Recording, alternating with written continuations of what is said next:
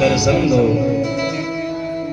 भगवान विष्णु ने जब भक्तों ने आग्रह किया तो कश्यप अवतार लिया है। बोल कश्यप अवतारी भगवान की। और विशाल कछुआ का रूप धारण करके भगवान ने मंदराचल पर्वत को पीठ पे लाद लिया और पीठ पे लाद के समुद्र के स्थल पे आए हैं। अब मथानी आरंभ हुआ प्यारे। मथानी क्यों हो रहा है? मथानी तो अमृत के लिए हो रहा है। किसके लिए हो रहा है? अमृत के लिए। बंधु माताओं, इस समुद्र मंथन से हमें ज्ञान मिलता है।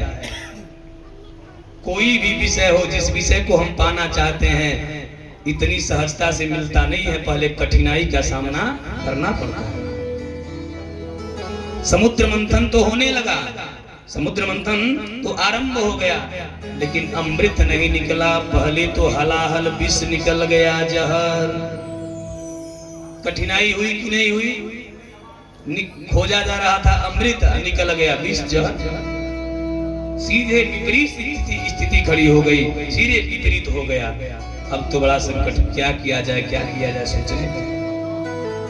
और उस हलाहल विष के कारण महाराज पूरी सृष्टि में जहर ही फैल गया। सब लोग मरने लगे, जीव जंतु मानव दानव, ऑक्सीजन ही बंद हो गया, सबकी प्राणवायु बंद हो गई। अब त्राहि माम मचा। भगवान विष्णु की आराधना।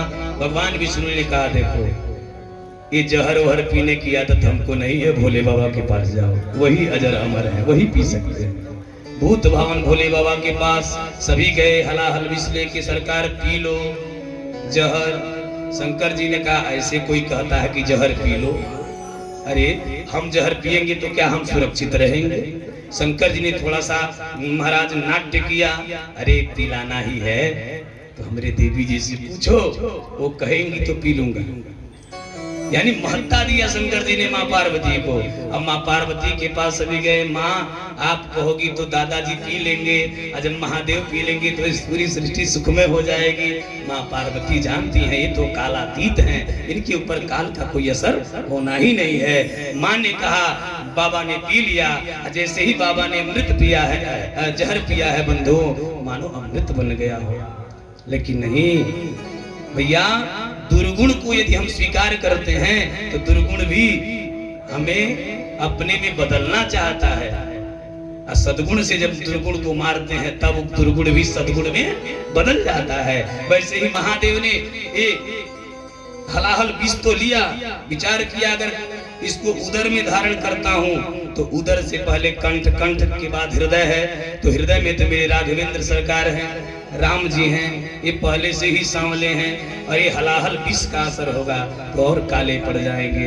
इसलिए मेरे भोले बाबा ने उस विष को कंठ पे ही रोक लिया बंधु। जैसे कंठ पे रोका, वह कंठ नीला पड़ गया विष के प्रभाव से। महादेव का नाम नीलकंठ हो गया। बोल नीलकंठ महादेव की। माई बाप, भोले बाबा ने जहर तो पिया, हलाहल विष का असर हो गया, महादेव मूर्छित हो गए। चिंता का विषय बन गया, अब महादेव को कैसे उठाया जाए। विचार किया गया कि जहर को जहर काटता है तो बिच्छू में भी जहर होता है, डंक होता है। तो क्या किया गया, उनके कुंडल के जगह पे बिच्छू लटका दिया गया। लेकिन फिर भी भोले बाबा को होश नहीं आया।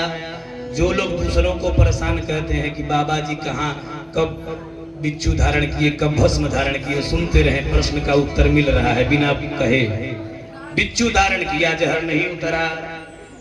बाबा को सर्प ठंडा होता है, गले में लपेटा गया कि ठंडई से हो सकता है होश आ जाए, लेकिन होश नहीं आया। बाबा के शरीर में चिता का भस्म लेपा जाने लगा, होश नहीं आया। बाबा जी को बाघांबरी पहनाई गई, होश नहीं आया। बाबा जी को महाराज